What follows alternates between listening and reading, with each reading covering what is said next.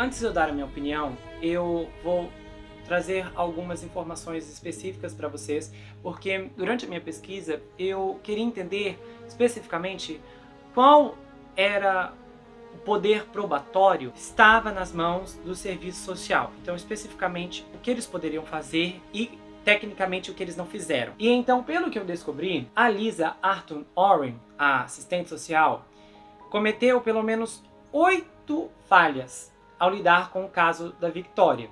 E essas falhas são falhas de negligência. No caso, uma delas é que ela falhou em convocar uma conferência de proteção à Victoria, apesar da recomendação de uma reunião estratégica convocada depois que a Marie retirou as acusações de que o Carl estava violando a Victoria. Aí ela falhou em realizar uma investigação que consta na seção 47 sobre a Lei de Menores de 1989, que nesse caso exigia que a Lisa fizesse perguntas sobre as preocupações com o bem-estar da Victoria. Depois também foi comprovado que ela não deu a devida atenção nem a avaliação a muitas das informações sobre o caso da Victoria. No caso, ela não investigou nada do que foi alegado. Se ela tivesse feito isso, teria enriquecido pelo menos a documentação, que no caso ou chamaria a atenção dela mesma ou de outra pessoa. Depois, há também o fato de que ela não leu cuidadosamente o fax do hospital sobre a admissão da Victoria e a avaliação dos ferimentos dela. O fax era muito claro de que havia um quadro preocupante das circunstâncias da Victoria e o hospital também disse que as declarações da Marie eram falsas. Simplesmente, a Lisa deveria ter ido ao hospital e discutido essas declarações. Então, ela não fez e, basicamente, eles se questionam se ela chegou a ler especificamente o fax, tá? Ela também falhou em entrevistar a Victoria de acordo com o treinamento de proteção a menores. Então, ela não fez nenhuma pergunta pertinente, nada sobre os sofrimentos, nem chamou uma intérprete para que pudesse ter uma conversa adequada com a Victoria, mesmo sabendo que ela veio da Costa do Marfim. A Lisa em nenhum momento, pasmem, procurou saber se a Victoria estava frequentando a escola. Ela também não fez uso de nenhuma das diretrizes de proteção de menores do condado ou da orientação do governo nacional. Então ela tinha 2 brechas específicas no qual ela poderia usar para desencadear alguma ação e nada disso aconteceu. E pasmem, um outro agravante aqui. Ela não informou ao hospital o resultado de suas investigações, mesmo que ela foi lá e prometeu que faria isso. Eu sei que vão surgir pessoas aqui mesmo neste canal defendendo a assistente social e os serviços sociais e dizendo que eles não têm culpa de nada. Mas eu vou dizer uma coisa pra vocês. Charles Cullen tinha mais dignidade do que essa gente. Ela proclamar a inocência dela e tentar se defender ao longo do inquérito, chegando a dizer em um dos testemunhos que a culpa era do hospital, dos médicos, que eles deveriam ter feito alguma coisa, é vergonhoso e é uma das coisas mais caras de pau que eu já ouvi na minha vida.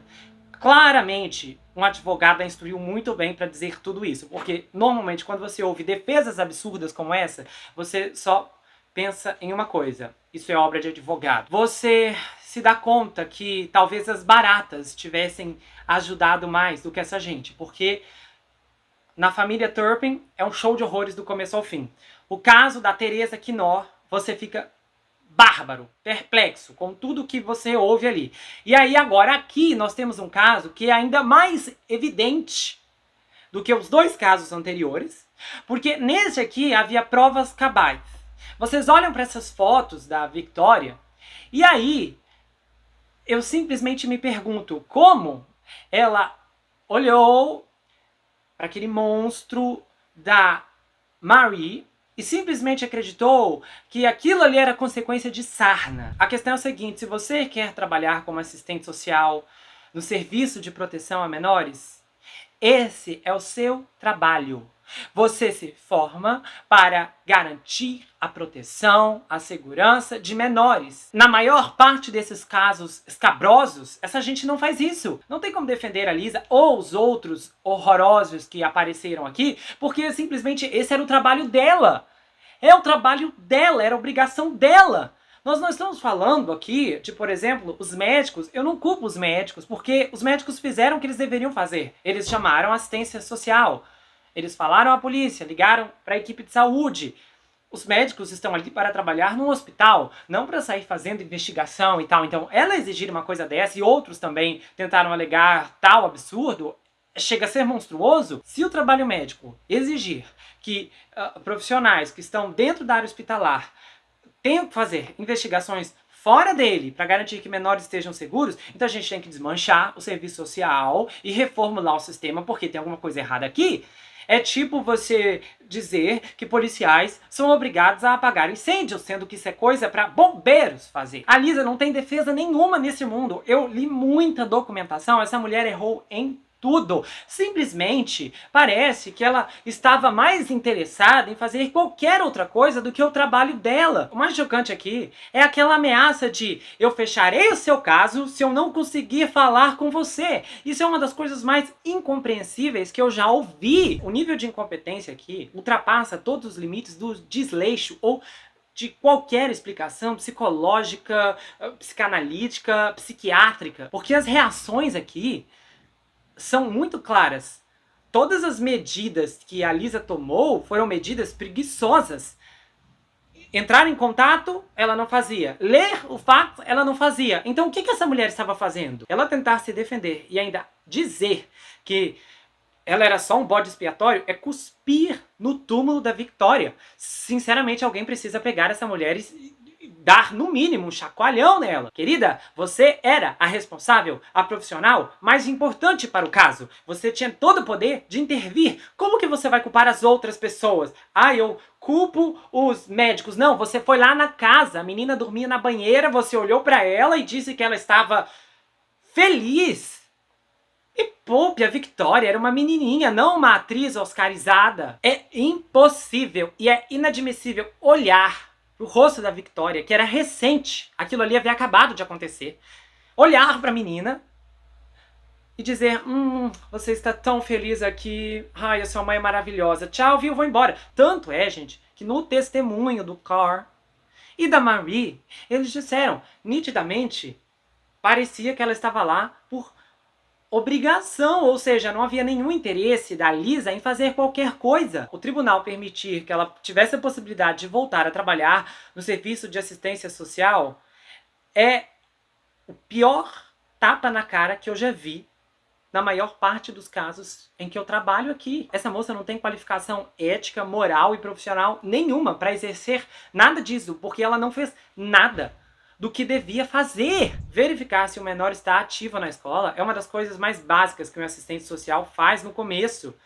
É base para muita coisa, porque você pode conversar com professores, diretores, saber se alguém observa alguma coisa. Nem fazer isso ela fez. Defender essa mulher é indefensável. Não há desculpas, não há justificativas. Não há nada aqui que surja para amenizar 1% sequer do que ela deixou de fazer. Conforme eu lia os relatórios e a documentação, uma das coisas que me veio à mente foi racismo. Eu pensei, bom, como não é uma criança branca e loira, embora a Victoria fosse uma menina muito bonita e um sorriso dela bastante cativante, eu pensei, tem bem menos chances do que a atenção, conquistar a atenção de uma criança loira. Infelizmente isso acontece. Mas pasmem, para minha surpresa, quando eu fui procurando as fotos, que eu vi que ela era negra, que a policial era negra, que a médica era negra, que o assistente social de cá era negro, que o outro era negro, que todo mundo era negro, eu falei, what? E eu até parei para pensar que se alguma criança branca tiver vantagem com assistentes sociais, eu ainda não descobri, porque da família Turpin, todos eram brancos e deu no que deu. O caso da Teresa Quinó, todos ali eram brancos, loiros e o resultado é catastrófico. Choquem agora ou não, mas vocês não vão acreditar. A Liz e outras pessoas tiveram a audácia de alegar nos testemunhos que o racismo influenciou nas decisões deles. Aí você me pergunta, como assim, que racismo? Já que o supervisor dela era negro e tal, tipo, alguém falou, não investiga esse caso. Não, sabe o que elas disseram? É que era o seguinte, que elas ficaram com medo, que vários ali em massa alegaram isso, que eles tinham medo da Marie achar que o que estava fazendo com ela era racismo, sendo que ela era negra e a Marie também era negra. Então, tipo assim, a Marie, no que ela disse, iria interpretar que eu, uma mulher negra, estaria exercendo racismo com ela, uma mulher negra. Aí, na época, tinha uma organização que quando ouviu isso, mas eles emitiram dezenas de repúdios públicos e acabaram com a raça da Liz e das outras pessoas que estavam alegando tal coisa. A pior defesa que eu já vi na minha vida foi essa. E olha, eu não achei que eu conseguiria ver algo tão horrendo como esse tipo de alegação. Assim, o mais grave é que você não ouve nenhum lamento por parte da Liz. Ela não assume responsabilidade de nada, tudo é culpa dos outros, menos dela, que deveria ter feito o que era instruída.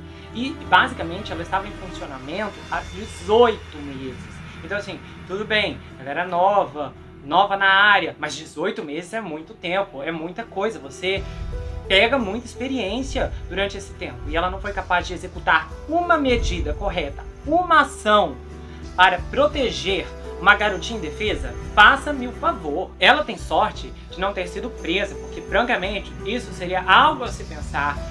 Até que ponto a negligência nesse nível aqui, incompetência total ou desinteresse em ajudar, chega ou não a ser criminoso. E a grande questão, no final das contas, é se adultos supostamente treinados, que estão sendo pagos para proteger menores, não fazem, então quem fará?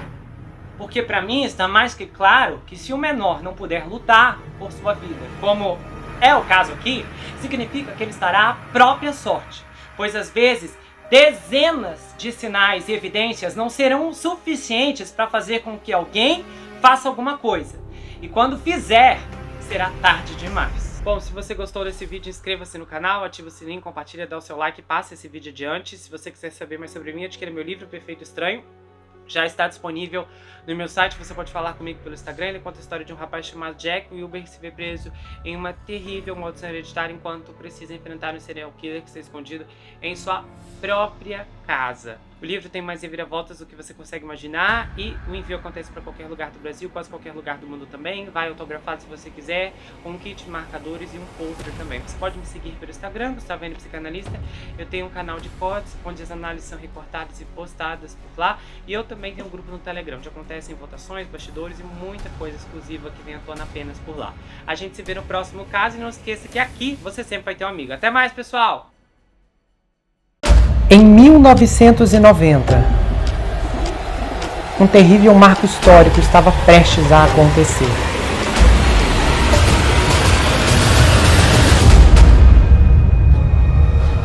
Quando imigrantes se reúnem para festejar em Nova York, ninguém imagina que um deles é um incendiário. Ninguém teve a chance de fugir, as portas estavam trancadas, era fumaça para todo lado. E ninguém queria assumir a culpa. Mas alguém é culpado. E tem sangue nas mãos. Nesse episódio, você vai conhecer a história da Happy Land e seu incêndio mortal.